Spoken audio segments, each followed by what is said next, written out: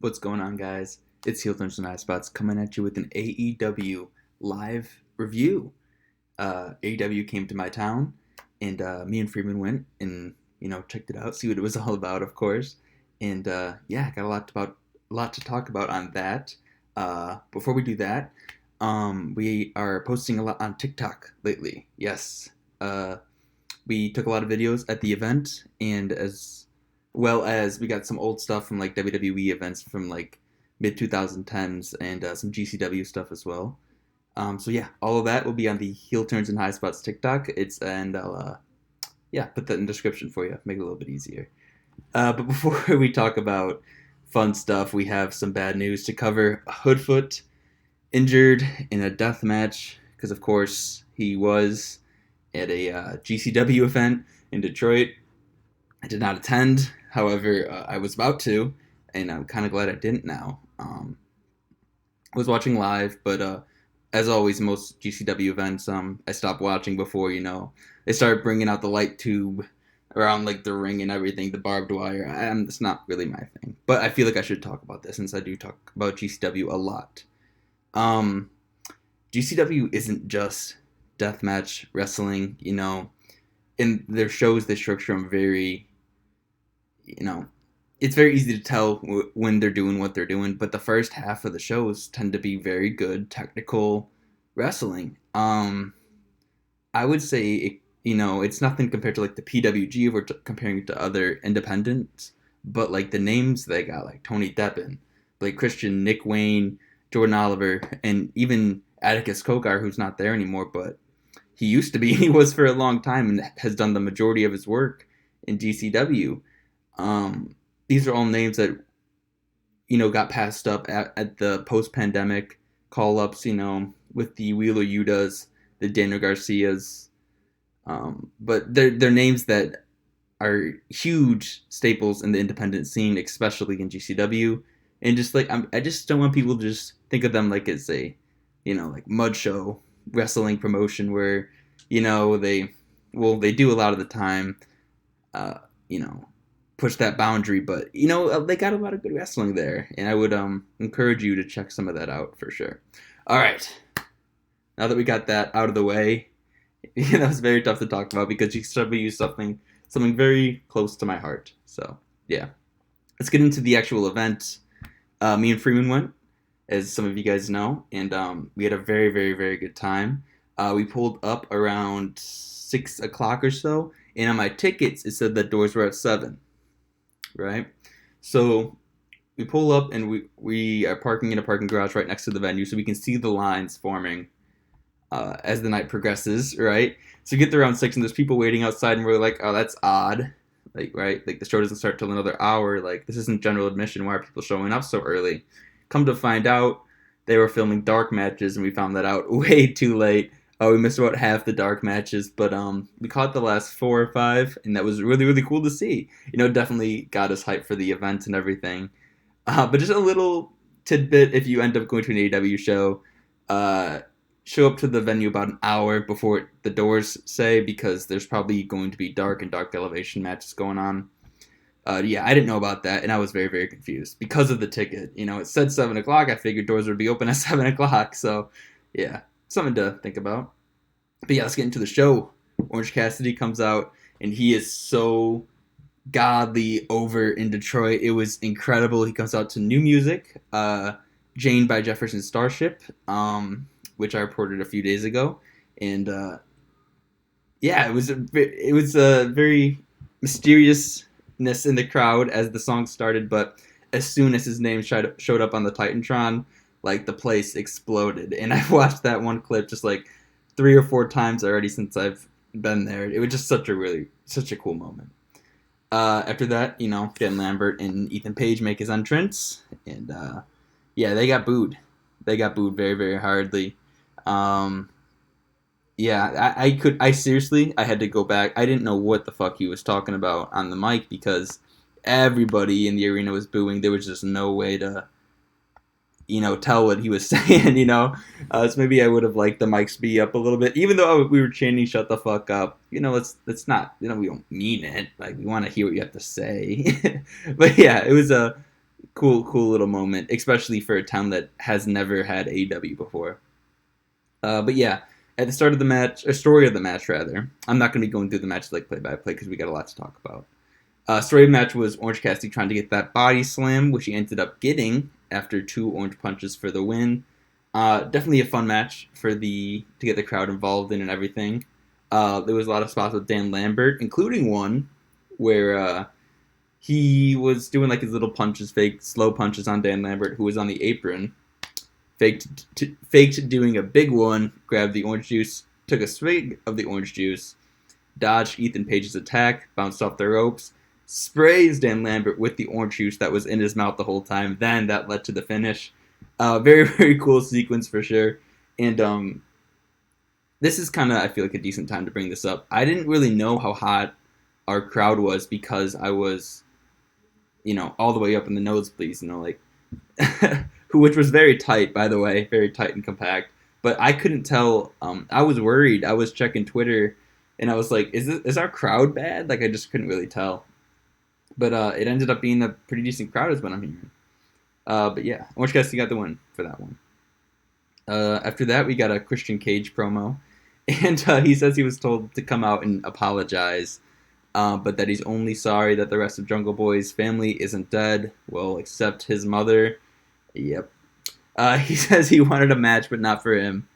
And Luchasaurus comes out and smashes Serpentico pretty much instantly and ends up submitting him with his version of the snare trap, which is basically moving somebody's arm across their neck and then placing your hand on their neck artery. Which, cool, I guess. It was like, kind of hard. In person, it didn't really seem like much, but now I kind of had to get it explained to me a little bit. But, those are the kind of the things that come with pro wrestling. Not everybody can be Bryan Danielson, where they do these moves that just like everybody knows they look painful. If everybody does the same moves, it would get boring a little bit. So, yeah. Wow, just really went in depth on Luchasaurus' finisher, hey. But yeah, I like finishers. I feel like they tell a story. Yeah, and just overall, he did win that match, obviously. And I'm glad that Luchasaurus is going to have something to do after this Jungle Boy situation is over. I was worried that when Christian Cage turned on Jungle Boy, that would in turn lead to a Jungle Boy versus Christian Cage feud, which would set up Jungle Boy for singles action. And I was kind of led to believe that I didn't really know what they were going to do with Luchasaurus, but they're putting Luchasaurus with Christian Cage. Perfect. He still needs Christian Cage. I don't think he would do very good by himself as a singles wrestler. I feel like he would get overshadowed pretty quickly just because we have so many, big men. Not like WWE big men, but like in AEW it's different than WWE because you have like so many different varieties of people, and I feel like a singles Luchasaurus, babyface Luchasaurus wouldn't be able to, get as much TV time as, say, like a heel Christian or a heel Luchasaurus with a Christian mouthpiece. I feel like that would definitely go over a little bit better for sure. Yeah, good little segment. After that, we had the Ass Boys and Max Caster versus Danhausen and his mystery tag team partners. He comes out and he says he thinks he's got a few pretty good wrestlers, right? Just maybe. And he was definitely right. It was my favorite tag team, and I was so surprised to hear that it was, in fact, FTR, who was going to be teaming with Danhausen. It was a nice little fun match that ended up Danhausen eventually getting the pin, actually. But yeah, let's figure out how we got there. So a decent little match. Actually, the heels having most of the momentum, I'd say, for the most part. I'd say when FTR, Dax, and Cash are both in the ring at the same time, they definitely have the advantage. But the heels are doing a good job of cutting off the ring from the baby phases. Danhausen was stuck for a while, and even Cash was stuck for a little bit as well. But yeah, after some struggle, Danhausen actually has, I believe it was Colton, up on his shoulders. And he's about to GTS him, like CM Punk's finisher GTS. And but Anthony Bowens hops off of his wheelchair. He can walk. It's a miracle. He hops on the apron with his crutch. And Danhausen ducks. And Anthony Bowens strikes Colton with the crutch, leading to Danhausen getting the pin.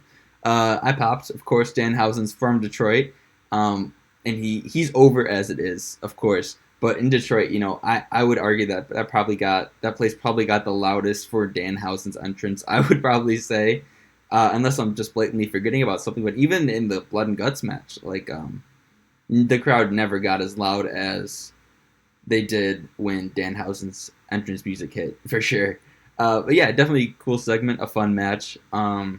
Also, I'm not rating these really.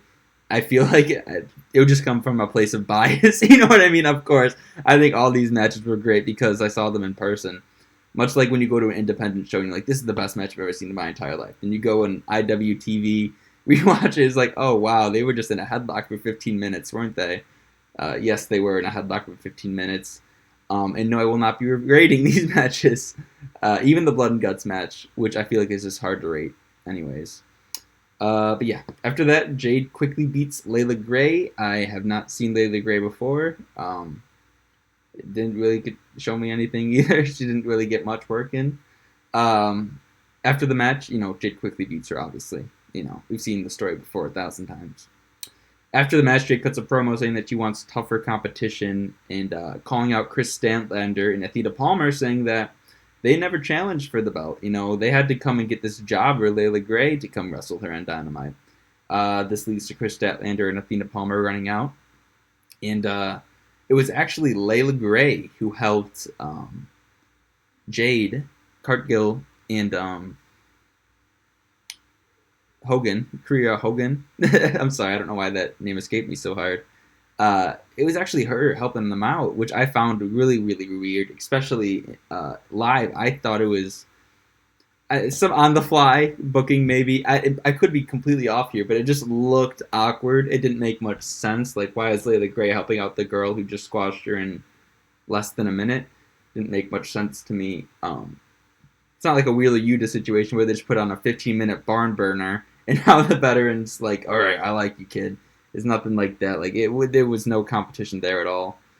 Yeah, just a weird moment, and I wonder if it was actually planned or if Layla Gray was just like, all right, this is my moment. I'm on TV. Let's make something happen. Let's force their hand. But everybody in the ring just looked very, very confused. Yeah, she kind of cut off Athena Palmer too, which was that's kind of what makes me figure that it was not planned. It was just like it kind of got in the way of some other spots that I think they were trying to set up. But anyways, we'll probably figure out that news in the years to come, like the time that Layla Gray went off the script or whatever. But yeah, as of now, there's nothing like that. So, yeah, we move on. After that, got the main event of Dynamite's Blood and Guts. Wow. Oh, I have Blood and Guts was nuts. How about that? In my notes. Blood and Guts was nuts. And it was just chaos. No way I can do play-by-play, but I will show you guys the high spots, or tell you guys the high spots are out there, but I do encourage that you check this out yourself. Yeah. The Jericho Appreciation Society had the man advantage after Forbidden Door, but were seldom in the actual advantage. Blackpool Combat Club had the momentum most of this match. Yeah, let's just go through some high spots. Jake Hager went through a table by Eddie Kingston. Matt Menard got body slammed by John Moxley on some thumbtacks.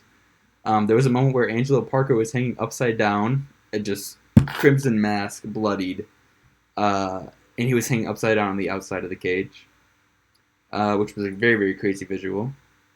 The Blackpool Combat Club started to expose the hardwood on the ring and then suplex Chris Jericho onto it, which is very nasty. Wish they would have done more with the wood, but I can tell, or I can see how that could be pretty dangerous.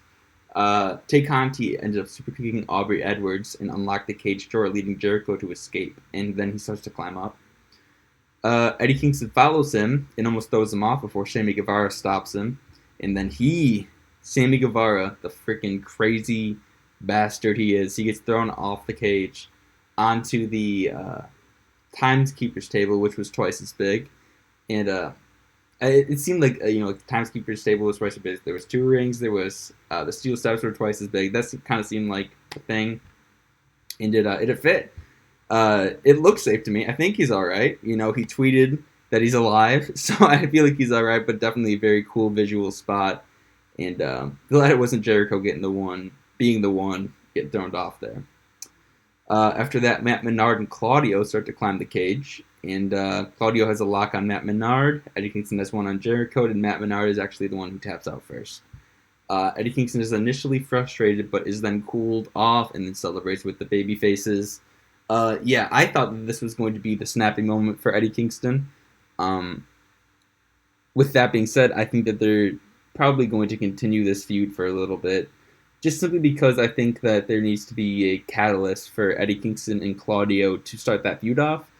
And if you guys don't know, they had a very, very intense blood feud in Chikara before Claudio ended up going to WWE and becoming Cesaro.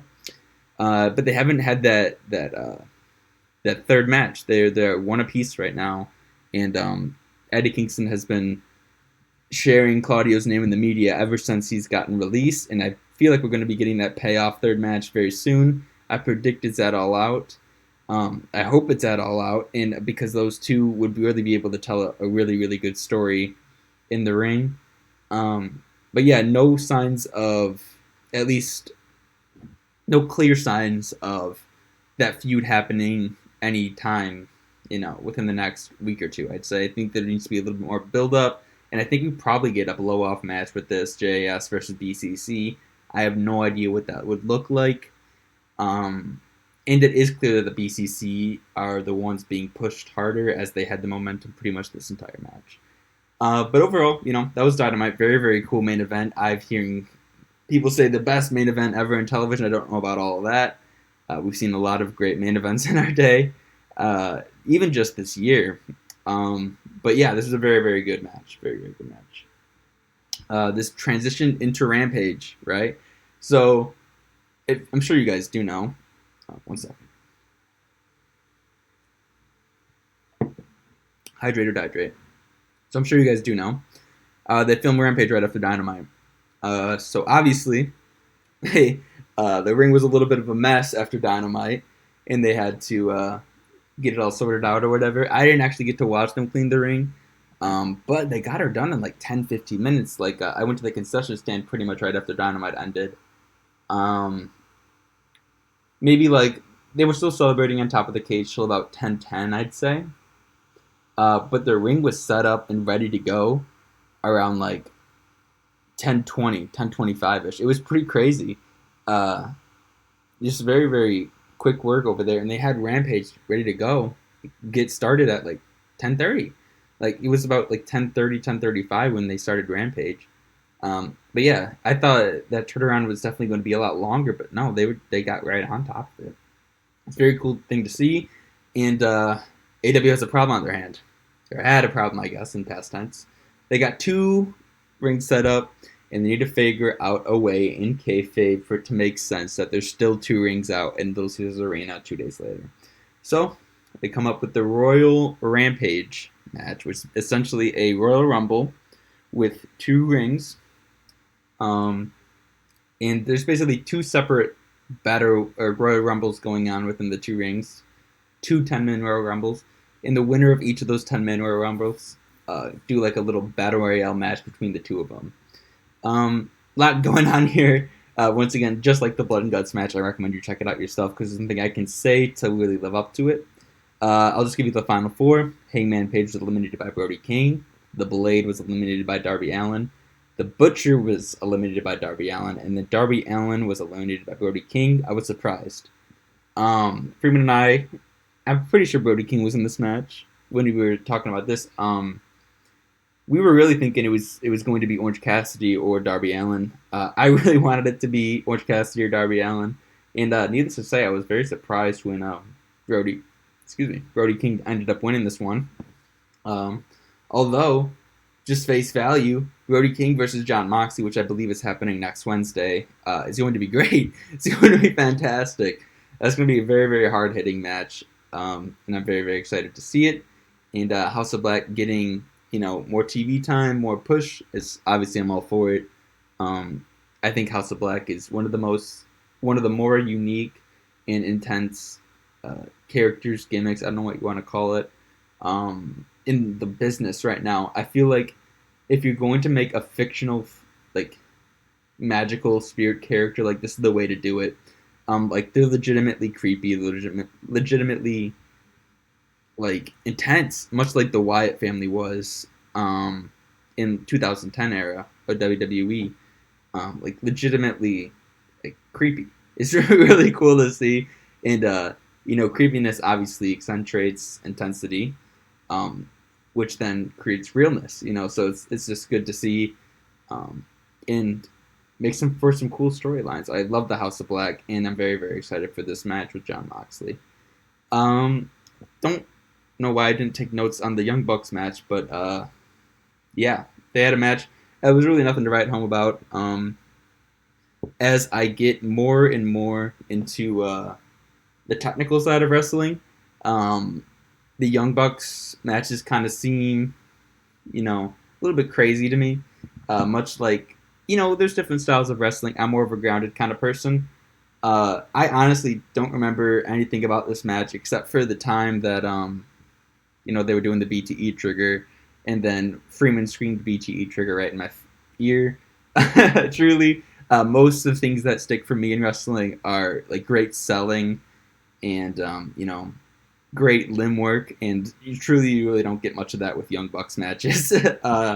But hey, needless to say, it's a Young Bucks match. People love the Young Bucks. I just don't remember anything. We move on. We got Toni Storm versus Nyla Rose in the final match of the night, and at this point, I would say about 65-70% of the crowd is still there, which I was very surprised about. I was like, you guys know that Rampage is like not really treated as like a B show, you see a lot of crossover between the two shows. I just didn't really understand. I guess you would have to get people home early who need to get home early, and it was kind of on pretty late. But I truly didn't understand why so much of the crowd left after Dynamite ended. I was very very confused. But yeah, this match featured a lot of Toni Storm offense. And she has such a visually appealing moveset. She spins and body blocks and stuff like that. Very hard hitting, and I'm not just saying this to say it, but she is a product of Stardom, right? And I don't know if she's a product of there, but she's definitely worked there. And that style is very. I see a lot of similarities between her and like the Japanese style that we've seen from these new Japan Pro wrestlers coming over to AEW. Yeah, just a lot of similarities, and she just impressed me. I wasn't super familiar with her work since I didn't watch much of the Black and Gold NXT era. I just kind of lost my faith in WWE by that point. But since her AEW debut, she has just impressed me, tremendously. I legitimately look forward to Toni Storm matches, much like I would, I don't know, like a Punk match. Maybe not as much, but I see her wrestling and I'm like, dope. Let's go. This is gonna be a good match. But yeah, she did end up picking up the victory, and she hits the storm, or I'm sorry, she hits the tornado DDT and then the pendulum DDT to then pick up the victory over Nyla Rose, who did a lot of really cool heel work. I guess cool wouldn't be the right word, but a lot of good heel work. Definitely working the crowd a little bit, and I think I already see her rubbing off on Marina Shafir a little bit. I've been very, very critical of Marina Shafir, which is something that I'm trying to do less of. I'm just trying to be just a more positive channel to go to. You know what I mean? Not trying to really hate on many wrestlers or anything like that. But before I kind of came to this, astonishment, we did kind of butcher Marina Shafir a little bit. And whether or not that was justified is, I guess, not really up to me. But she's getting, Nyla Rose is rubbing off on Marina Shafir for sure.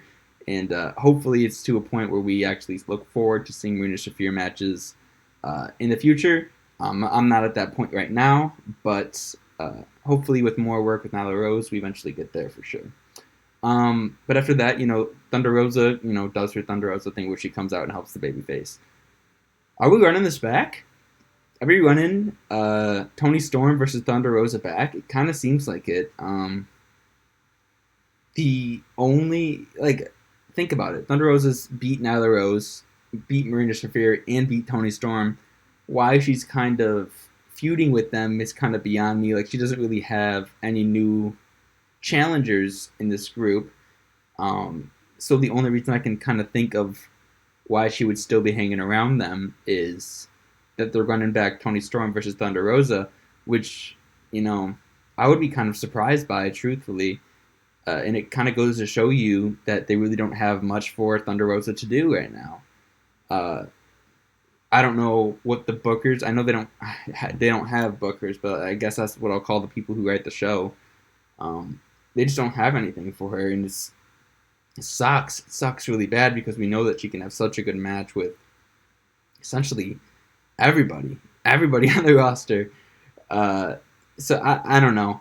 And if they are running that back, you got the case made for, does Tony Storm beat her? I know the instant argument would be like, are we punishing Thunder Rosa for not having anything for her to do? And I would have to say, well, you can't just keep giving her like crappy opponents. You know what I mean? Or crappy storylines, not crappy opponents. Let me specify: crappy storylines. So I don't know. I would like to see more of Thunder Rosa on TV, but I would like for it to be not with these group of women personally, just because, not anything against them, just because she's already beat all three of them before. Not much for her to do, in my opinion. But yeah. So yeah, that was my live event experience. It was so good. Everybody was so nice, and yeah, it was a really really good time. I'll do match of the evening. Yeah, I mean, there's no way for it not to be Blood and Guts, right? Like, there's just no way. It was just so compelling, and I can't, like, live it was compelling. On TV, I'm sure it was just as compelling if you were watching as it was going on live. Just a very, very cool event for sure, and a treat that I got to see in person. Promo of the night definitely goes to Christian Cage. I mean, he's doing great work right now, and he's making me want to tune into next week, which is very, very important. Yeah. So that's it, guys. Thank you so much for watching, and I think I'll be back. What is it? Dynamite? Dynamite. Also, be nice to GCW, especially the wrestlers. Never direct any of the hate to the wrestlers. Effie! How did I not mention Effie? Effie's a GCW staple. What he's doing with Alley Catch right now is fantastic. Sorry, off topic. Yeah, be nice to GCW wrestlers, support your local independent wrestling, and yeah, treat each other with respect. Thank you guys so much for watching. I'm signing off.